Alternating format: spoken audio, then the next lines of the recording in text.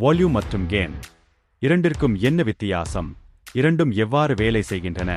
வாருங்கள் சுருக்கமாக பார்க்கலாம். வால்யூம் என்பது நாம் கேட்கும் சத்தத்தின் அளவை கட்டுப்படுத்துகிறது. வால்யூமை அதிகமாக்கினால் சத்தம் அதிகமாகும், குறைத்தால் சத்தம் குறையும். ஆனால் கெயின் என்பது ஆம்ப்ளிஃபையர் சிஸ்டம்க்கு வரும் இன்புட் சிக்னலின் அளவை குறிக்கிறது.